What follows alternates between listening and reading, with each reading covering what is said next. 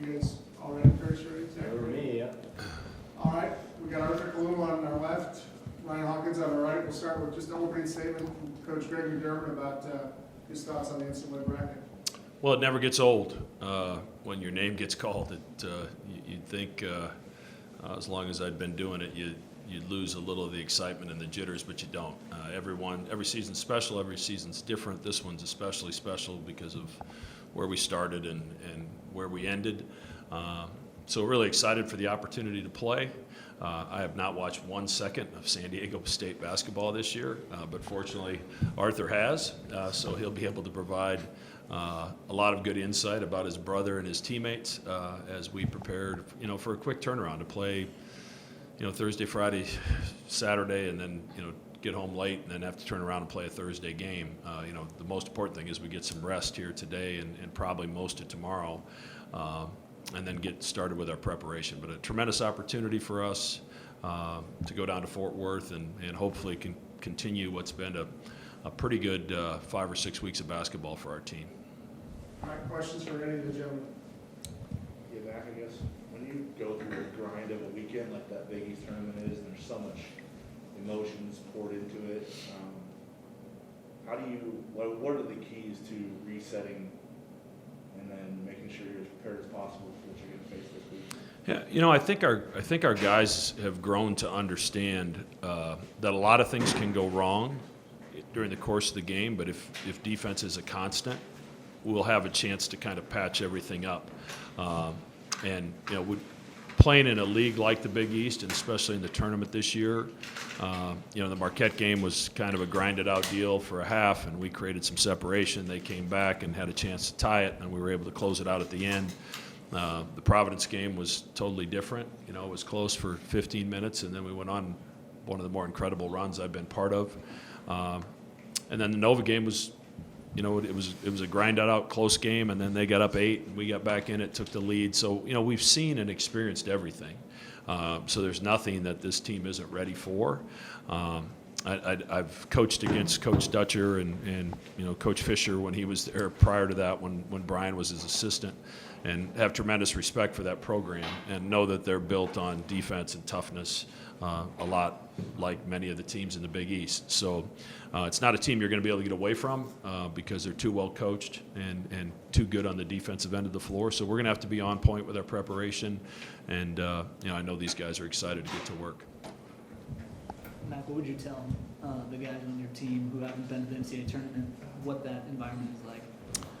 Well, the NCAA is really special, but so is playing on Friday or Saturday night in the Garden, and the Big East semifinals is the Big East final. So, we talked last night in the huddle before the game, just make sure before this ball goes up in the air, look around here for a second and soak this all in and understand what you've accomplished. So such a small percentage of athletes get a chance to be on that stage and play in that environment. And I wanted to make sure they took a minute to smell the roses, and we'll remind them of that Thursday as well. This isn't college football where, any team that's 500 or close to it gets to go to a bowl game. You've got to be, there's a lot of automatic bids, and then there's like 30-some spots left. And so you got to be pretty doggone good to get in this tournament. And, we played you could argue we played about as good a basketball as anybody in the country since February 1st.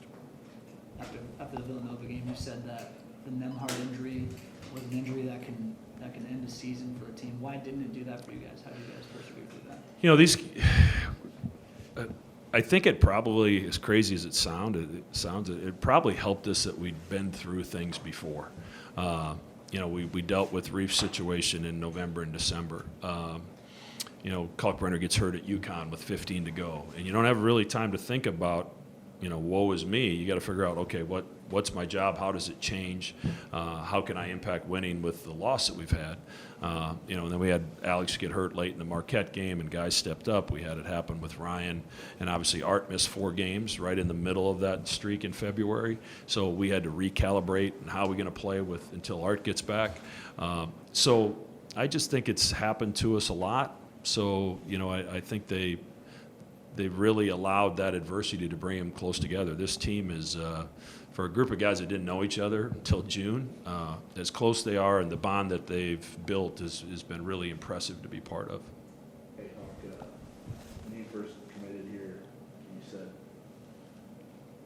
understood you were coming into a young team, and that the expectations were going to be lower than at any point in your career prior to that. But you said that some of your Northwest Missouri State teams exceeded expectations, maybe in years where they weren't thought to be, elite, and you guys have done it anyway. I wonder, if you just think back, do you remember a moment when this group started to embody that as much as you believed it going in? As far as in a particular game, I think there's moments in the Iowa State game where we had that sense of confidence from a young group. But I would say you could tell in June and July, the talent was there, and we were going to be young, but part of being young is you don't have that fear. You don't have that knowledge to know to be afraid of something. And I think that's what's made this group so special is I guess some of these guys probably just don't have that fear bone in their body, but they don't care that we're playing Providence in the Garden on a Friday night. It doesn't matter who they're playing; they're going to show up and they're going to be better, and that's just a really cool mindset for a young group to have. And I would say that's what's been able to separate kind of the first half from the second half of the season for our group. Pop, going off of what Coach said, how do you think the adversity you guys faced before R2 went out prepared you for playing without him? Next man up. We're a young group, but we've been able to come together, and I think that's what you have to do when you go through a little bit of adversity. Is you got to come together as a group, and that's on the floor, off the floor, and that's what this group did a really good job of, especially early in the season when you have Sharif dealing with injuries, and we had to learn how to play without him, and then for us to be able to kind of put a Band-Aid on it for a few weeks and play without Art, we had to come together even more on the court than we were before. So when you lose lose a piece of your lineup like that, you've got to come together more than you were before. I saw you smiling at your phone when you started here, knowing that you're going to be playing against your brother. What does it look like on your phone right now, and how are you feeling? The family group chat's going crazy right now. I'm super excited to play against my bro. I feel like it's going to be an amazing opportunity. It's just something that you dream about, being able to play against each other. March Madness, we used to watch that as kids growing up, so it's definitely fun. Do you have a San Diego State scouting report? I got a scouting report on him. Okay, let's hear it. Run him off the line, no threes, heavy ball pressure, but we could break it. He plays that Pat Dev type defense. It's fake. We should be good. When's the last time you guys played against each other? Was it a formal setting like this, or? Last time we played against each other, I was in my sophomore year. We were in a YMCA. We just played one-on-one against each other. I think I ended up busting his nose. I won the first two, and then he smacked me the next four. But I'm a lot older now. We'll see how it goes. Who do you think is going to be more nervous, you guys or your parents? Definitely my parents. They're definitely going to try to have to separate us. We're going to get into it at some point. Arthur, it was kind of funny that Providence game, and you pick off that outlet pass and just pull up from 25 feet right in front of Ed Cooley with no one around the basket. I just wondered, what this weekend did for – you're already a confident guy, but I have to imagine it enhanced it a little bit more playing the way you did. Yeah, being able to play in the Garden was an amazing experience, especially to be there with my guys and having some big-time games for myself. It definitely builds my confidence, but I don't want to have that, be the end of it. I want to keep continuing to get better, and that's listening to my coaches, listening to the staff on what I have to do, and just hopefully I grow even more. Mac and Hawk went through your mind when you saw Arthur let that one go after he picked it up. It happened so fast. He picked the ball off, and the ball was halfway to the basket on his shot before I even could turn my head. But I